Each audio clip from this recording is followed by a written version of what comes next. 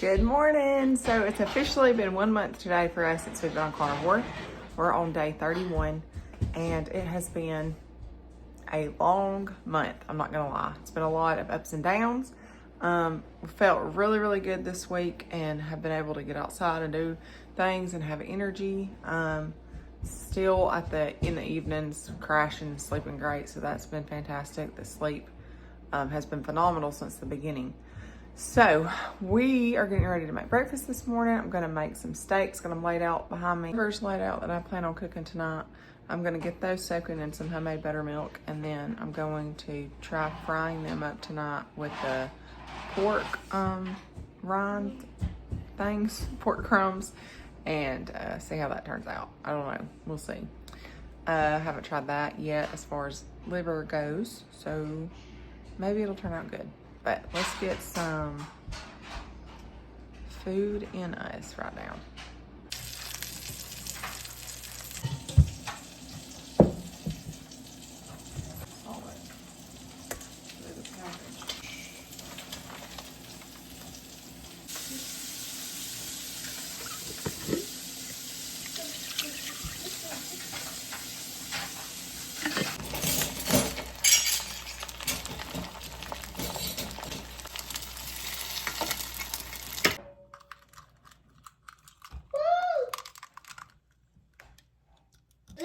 Filming? Huh?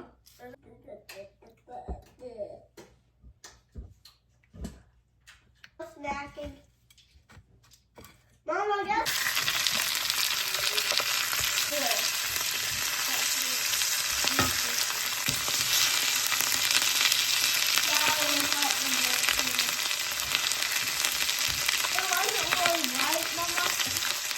It makes like kind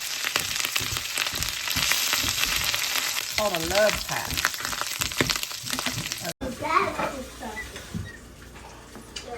Good morning. We are at carnivore day 32. This morning I'm going to add something to my diet, and so there are some LMNT packets, and they have flavored packets, but they have some flavored that seem really good for coffee. So this one that I just grabbed is chocolate salt.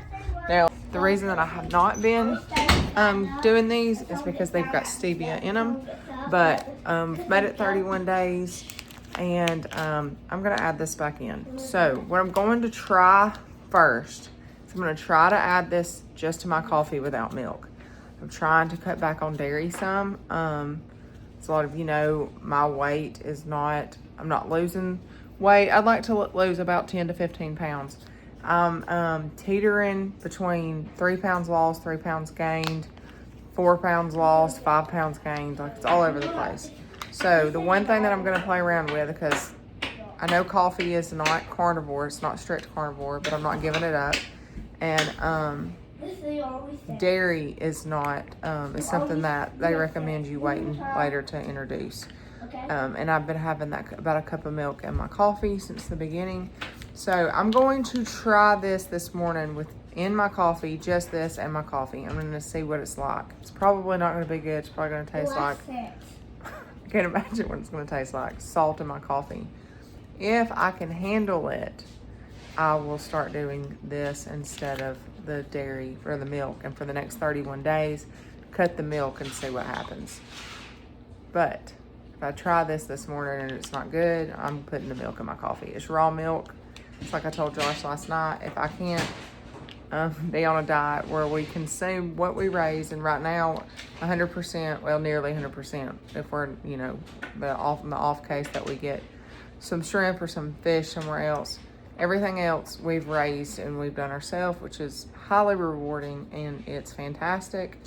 But we have dairy cows, and I want to be able to partake and use that. I know we can use it for other things like cheese and butter, but still, if I can't even do the milk, I'm not too crazy about that or that lifestyle. So I'm kind of teetering on the edge right now of being kind of annoyed, but I think that that's coming with the side effects that come with carnivore. So anyways, this is chocolate salt from LMNT. I'm adding this for the first time today.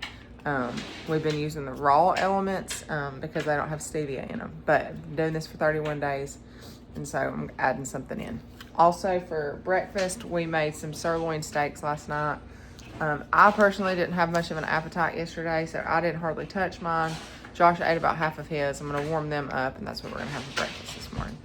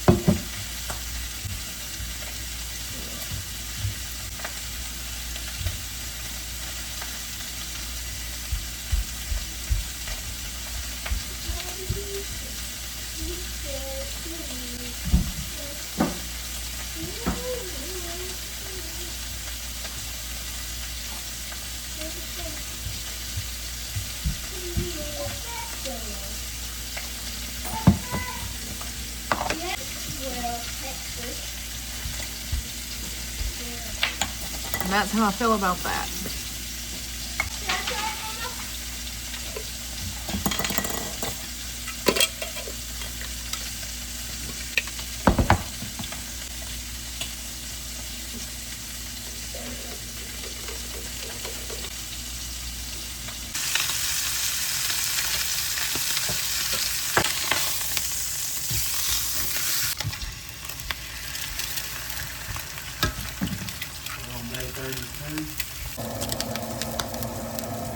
So just kind of a recap on this LMNT and coffee. So the first initial reaction was not good. And I decided to go ahead and just add my milk in there because I'm not going to get on a roll with that. But anyways, I decided to add my milk in there. And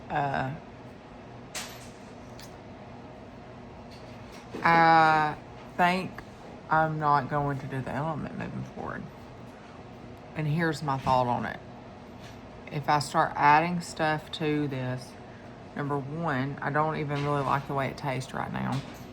So I don't want to push it and start liking it.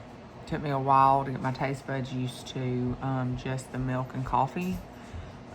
In the past, I was doing a scoop of protein powder.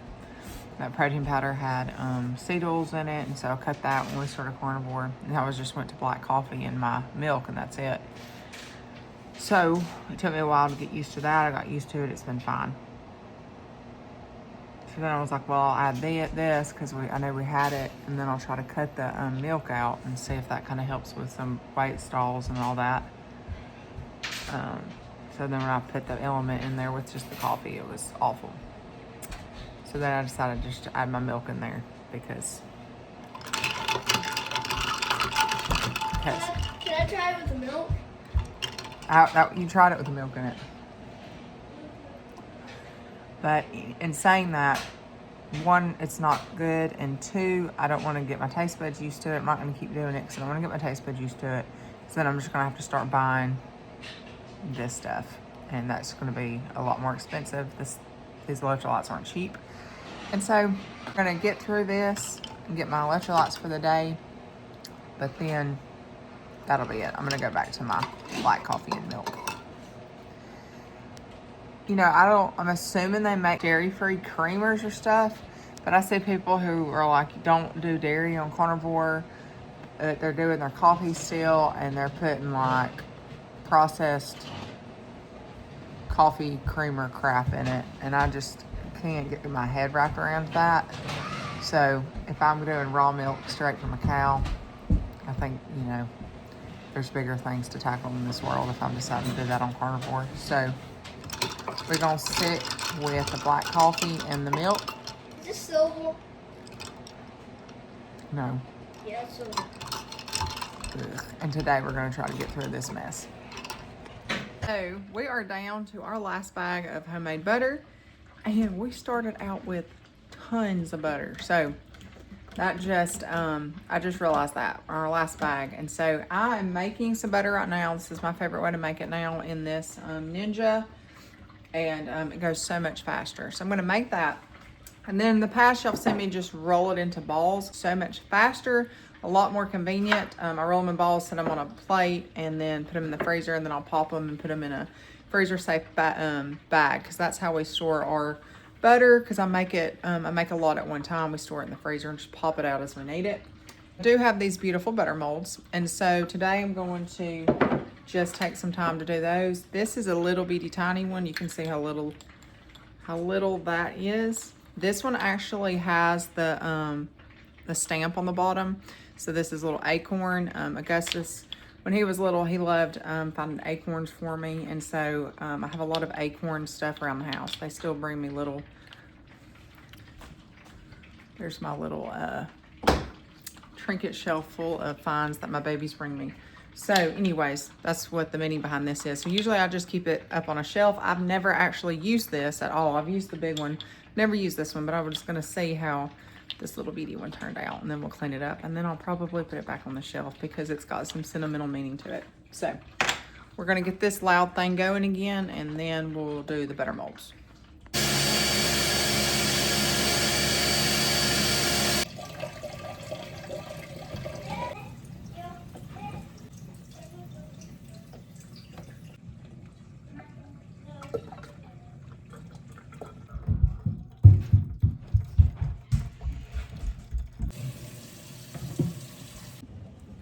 Alright, so usually I have a ton of butter. I only had like half a jar of cream to do, so it's not as much as I usually do, and I kind of didn't take that into consideration. So we're going to just try to at least make one of each.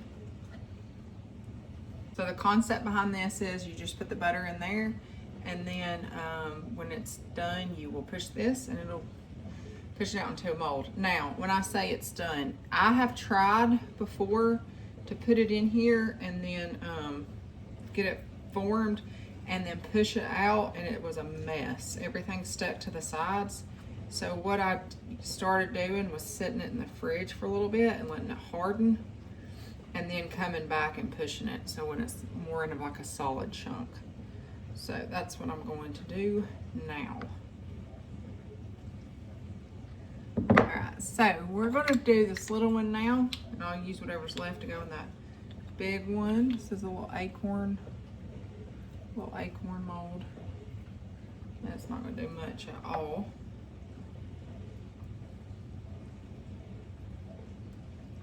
I went to an estate sale one time, and I'm pretty sure this is where I ended up getting this one. But they had so many big, beautiful ones, and they were fairly expensive. And I think I just got this one. I'm pretty sure this one came from that estate sale. But I just got that, talked myself into getting this one because it wasn't much, because it was a little one and it had the acorn on it. All right, that one's packed. I'm gonna put the rest in this bigger one now. I should have rinsed this a little bit longer. I'm pushing out some buttermilk still. That just makes it go rancid faster. I don't stress too much because we freeze our butter, and even then it doesn't last long. So, but theoretically you want all of that buttermilk pushed out of your butter and the water running clear. All right, so here's our two little molds. I'm gonna stick them in the fridge for a little bit, let them harden up.